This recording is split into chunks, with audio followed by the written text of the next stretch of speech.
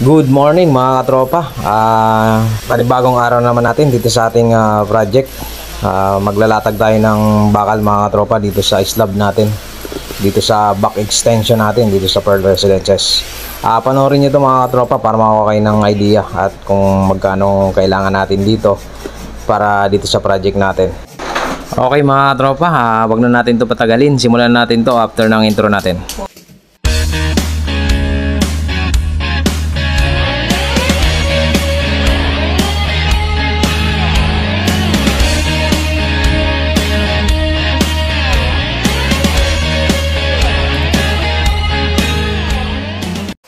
Okay mga katropa, mag-ano muna tayo, magtik-tik muna tayo ng dito ng tiles habang naglalatag sila ng forma dito sa baba para sa slab natin. Okay.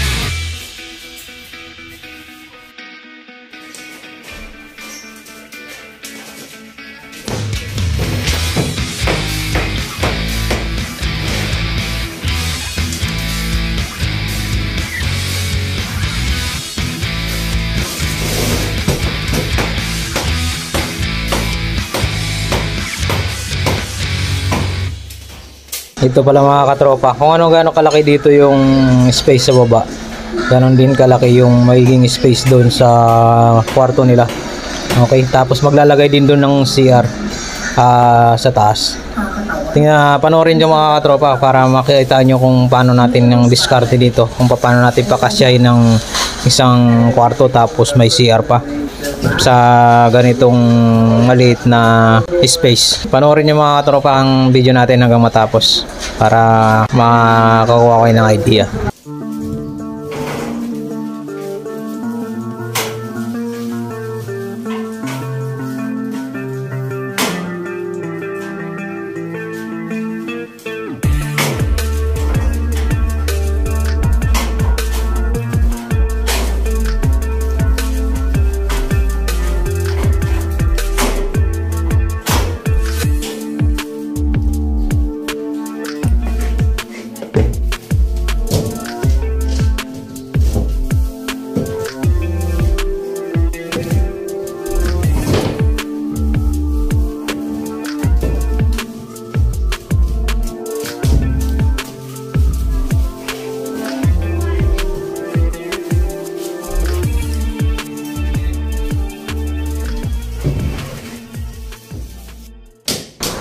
Dito pala sa taas mga katropa, naglalatag na rin ng sahig si Kuya Boy para sa slab natin, para makapaglatag na tayo ng mga bakal.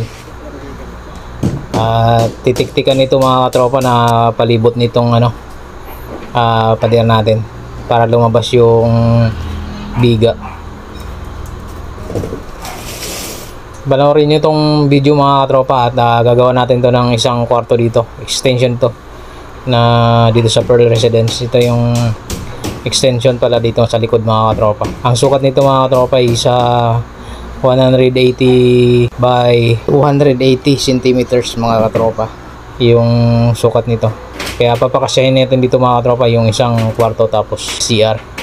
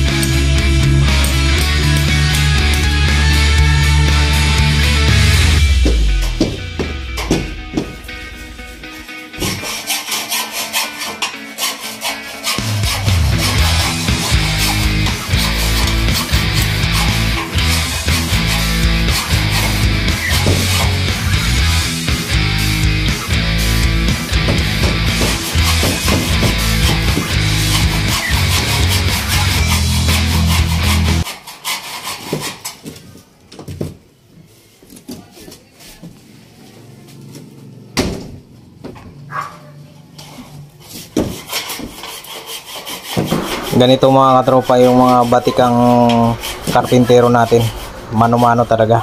Ayan ang maganda, talagang pampalakas ng katawan.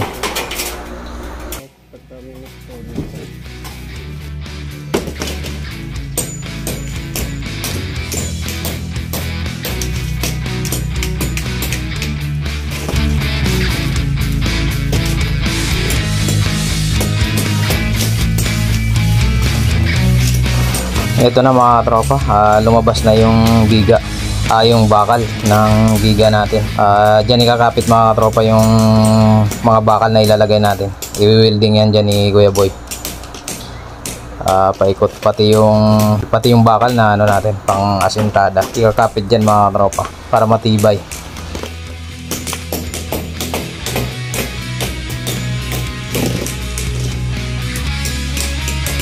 At titiktikin din pala mga katropa yung pader dito, yung papalabasin natin yung kahit ilang bakal lang ng biga. Hindi natin papalabasin yan lahat kasi nandyan na, malakas na yan mga katropa para hindi mabali yung biga dito sa loob. Papalabasan tayo ng mapagkapitan natin na bakal mga katropa, i-welding natin dyan, tapos ipapasok natin yung mga bakal.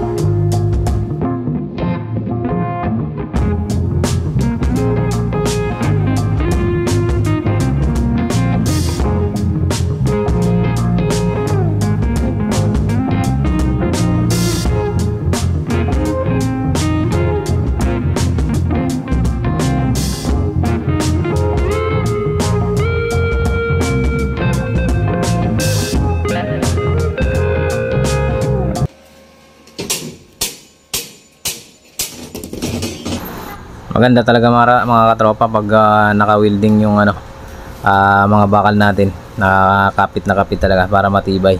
Pangit kasi pag tali-tali lang mga katropa. Kaya ito, wini-welding ni ano, ni Kuya Boy.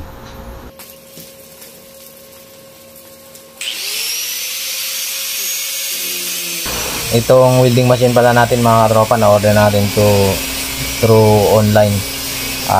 Maganda to mga katropa, magandang klase. Gamit na gamit yan. At kung gusto nyo pala mag order mga katropa, panoorin nyo yung video nyan. May video ako na ginawa yan. Nandun na rin yung description kung saan natin nabili yan.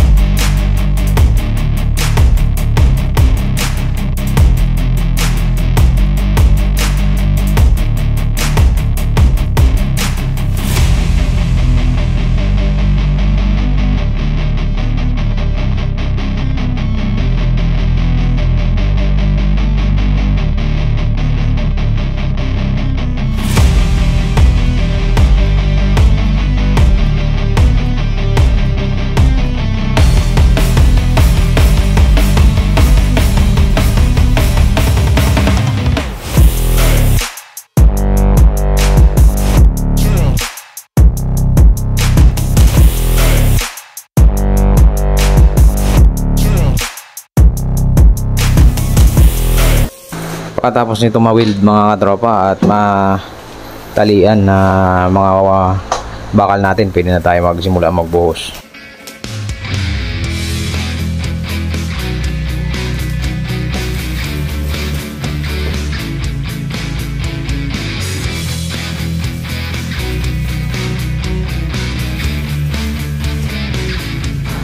Ito na mga katropa, tapos na maglatag ng bakal dito sa bubuhusan natin ng slab. Konting ayos na lang ito mga katropa, tapos maglalatag tayo ng abang ng wiring natin. Iayos natin yan.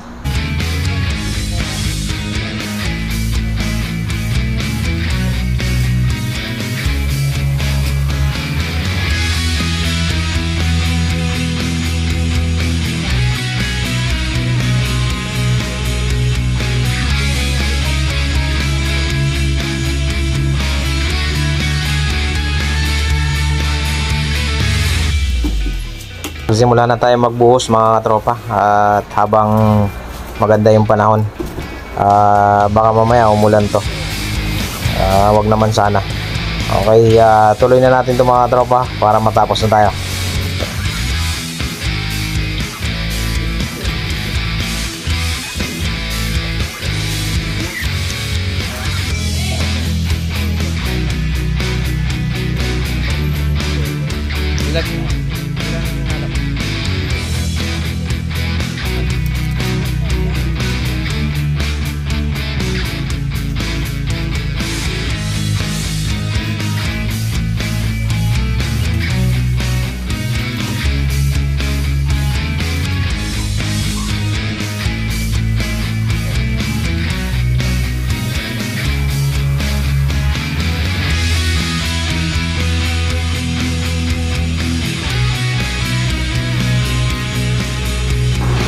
Ito pala mga tropa yung tubo na abang natin para sa CR.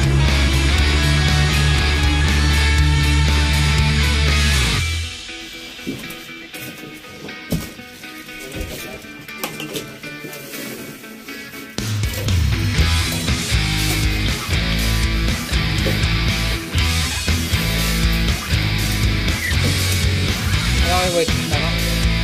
Ito. May isang halo pa.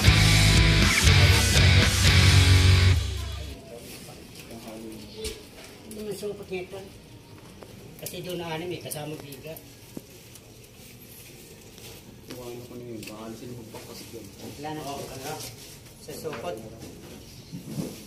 Isa pang halo. Magkano pa. Wala na. Uwi pa ba tayo? Dito na kayo magalo. Kung doon na lang. Ito na lang oh, kukunti na. Konti na lang. Ito lang kayo.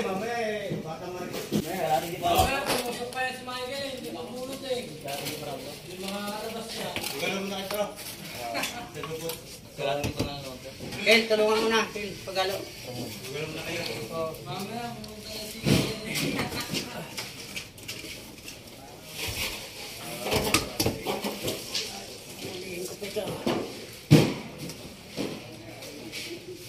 Bukas to, pinitas yung paraan. Tigas na yan bukas. Okay, natapos na tayo magbuhos mga katropa. Next day pwede na tayo nito mag-asintada ulit. Putulin ko na yung video mga katropa. Hanggang dito na lang. Abangan nyo yung part 3 nito. Maraming salamat. God bless.